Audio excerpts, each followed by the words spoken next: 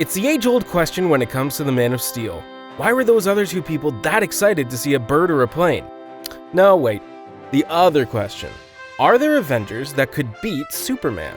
From the humble beginnings of faster than a speeding bullet, more powerful than a locomotive, and the ability to leap buildings in a single bound, Superman has become the poster boy for power creep. Krypton's most famous refugee has gone from leaping an eighth of a mile to flying around the world fast enough to turn back time. Does the premier team at the House of Ideas have anything that can stop the golden boy of the distinguished competition? Who's ready for a classic Who Would Win?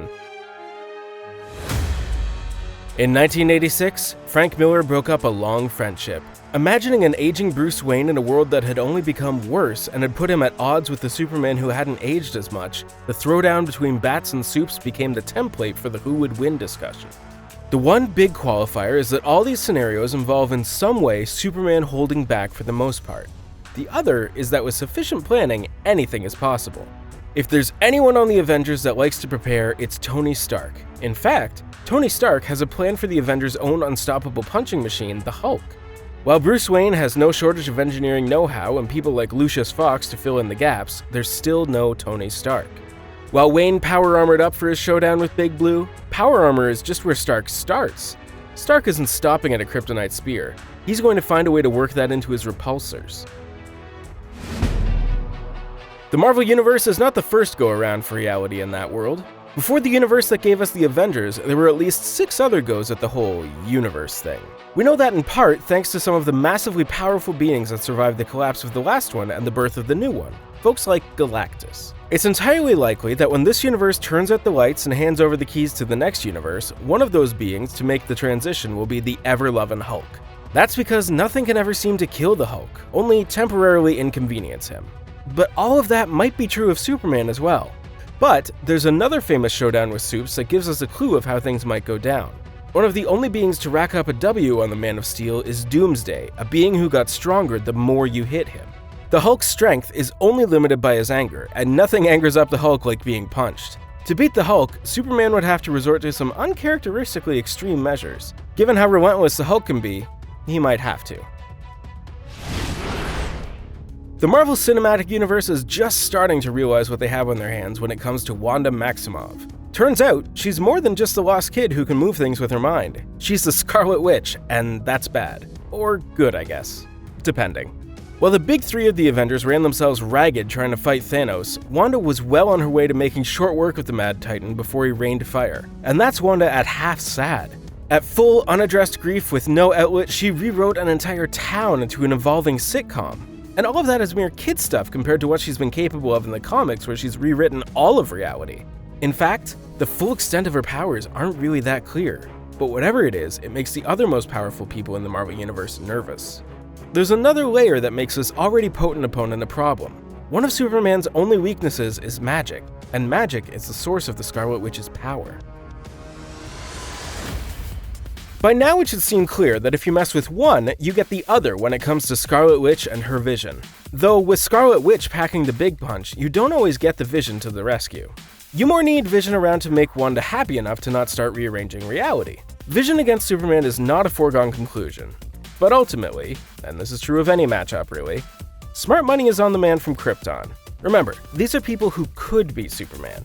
They could also all lose. Especially if Superman goes all out. Vision has a lot going for him, but doesn't have that big power, but rather the combinations of powers that could rack up a W for the Synthezoid. Vision can adjust his density up to 90 tons, but at that point he can't move himself and Superman can. But it's the other end, the intangibility is where Vision would shine as long as he works quick. A trick he got from Ultron makes him hard to put down, and that's his nanite body with each nanite containing Vision's program. Presumably any of those nanites can reconstruct Vision. You're really gonna need someone to deliver the goods, though you're gonna want to go where Vision got his sparkling personality, at least in the pages of the comics. In the MCU, Vision might be a combination of Stark, Banner, Ultron, and the Mind Stone. In the comics, he's almost all Simon Williams, the Wonder Man.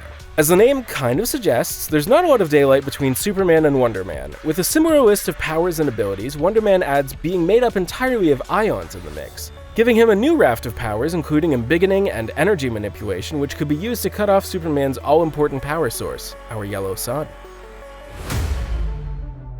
Stacker Osgard, professionally known as Starhawk, has a complicated origin story even for comics.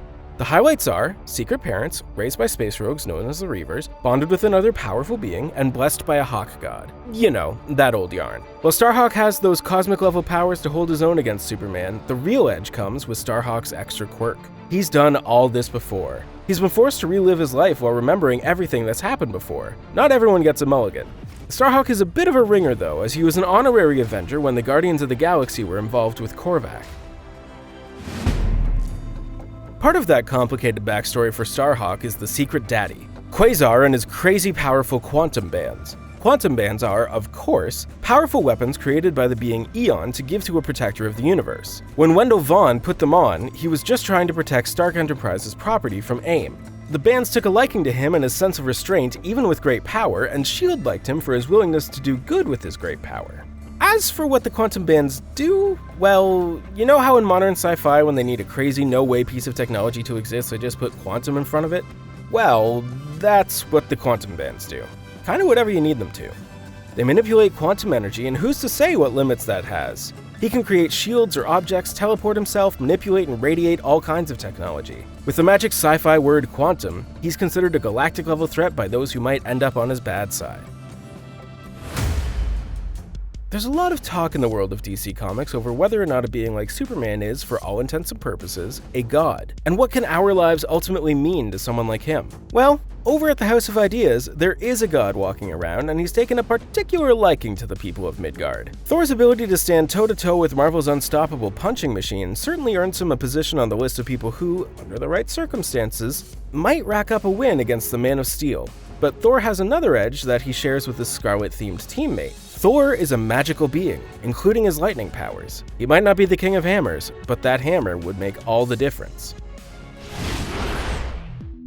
Moondragon comes from some familiar names, but not familiar stories if your Marvel only comes in movie form. Heather Douglas is the daughter of a man who was named Arthur Douglas, but whose animated corpse became known as Drax the Destroyer.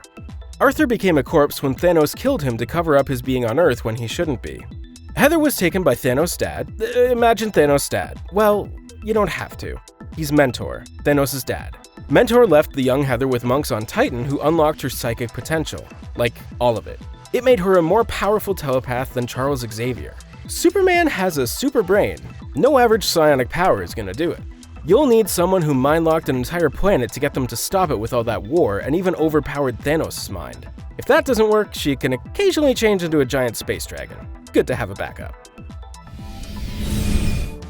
If Superman is the concentrated energy of our yellow suns, then if you're going to beat that, you might as well bring the power of a million exploding suns. Robert Reynolds got his immense powers in the good old-fashioned Marvel way, messing around with Project Rebirth super soldier stuff when he shouldn't have. Instead of making a super athlete with $1 million smile, they made a bona fide Man of Tomorrow-style superhero with $1 million smile. Sentry has some very familiar powers, including the apparent ability to move faster than light, despite physics' intense protestation that shouldn't be a thing. On top of his Superman-esque power, he's also borrowed power from other mind-bendingly powerful beings like Molecule Man. The catch, though, is that his Darkseid has his own name, Void, and the same power set. And the only way to stop him is to convince everyone, including Robert Reynolds, that there never was a Sentry. So if he could beat Superman, we'd never remember.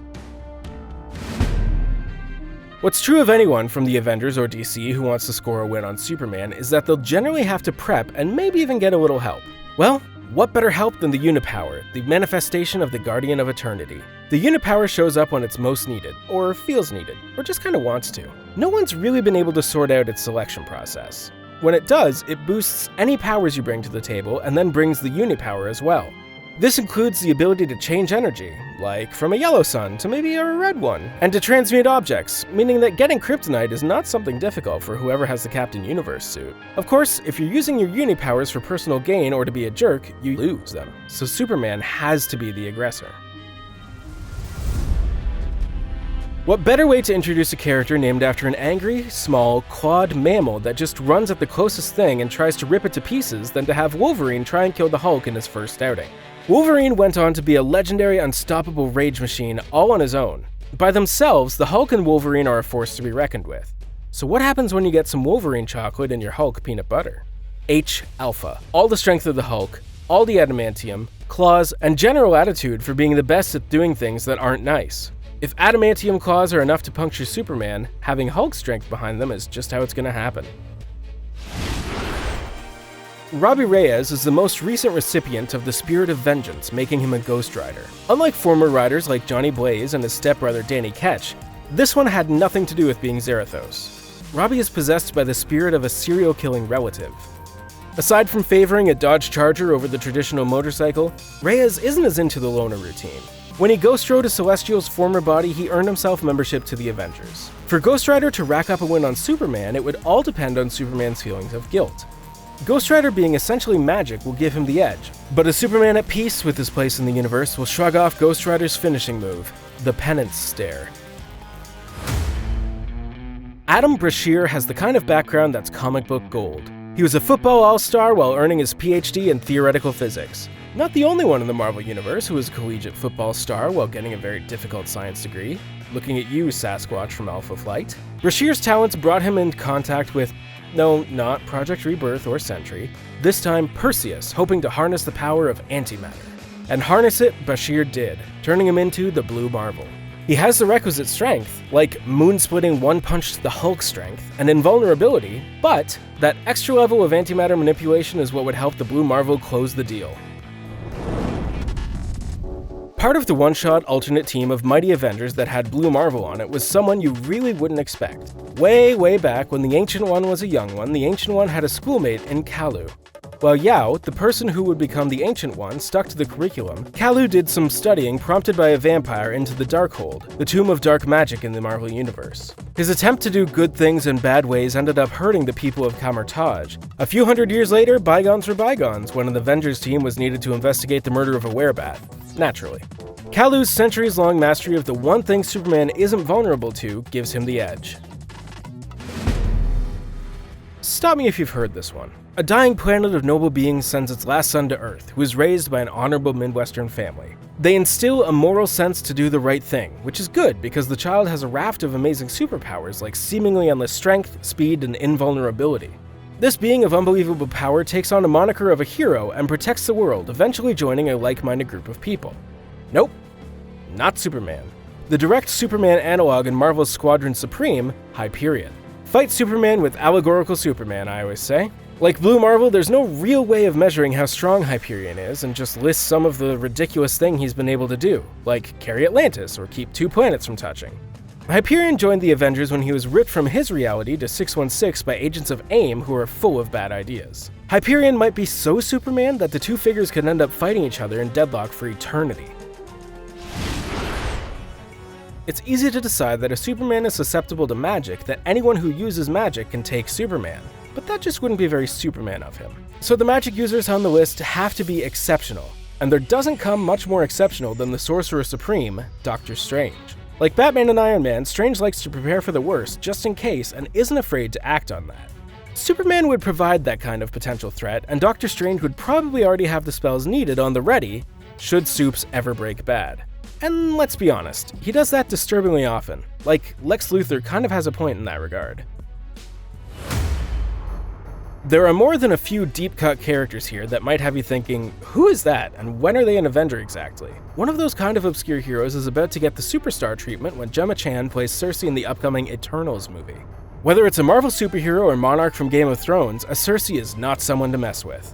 She's got the requisite Superman power set of super strength, speed, flight, you know, all the fun stuff. She also has powerful psychic abilities like the ability to create illusions. Sersi also has transmutation powers, which of course means kryptonite on demand. The Ancient One used that considerable lifespan to seek out a worthy successor. And it just so happened that Anthony Druid was looking for a worthy teacher in the hopes of unlocking the power of the Druids, who had annoyingly enough not written anything down.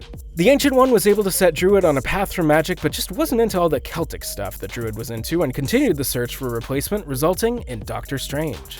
Druid was able to master Celtic magic to a degree, and he might be able to get the drop on Superman, magic style. If Scarlet Witch making sure Thanos knew who she was led to Thanos raining fire, Captain Marvel arriving fashionably late to the final party was enough to make those gods shoot upwards instead. That's because whether it's comics or movies, Carol Danvers, aka Captain Marvel, is a force to be reckoned with. If all the energy manipulation and super strength and power beams don't do the job, she too has transmutation abilities to create kryptonite. When in doubt, kryptonite.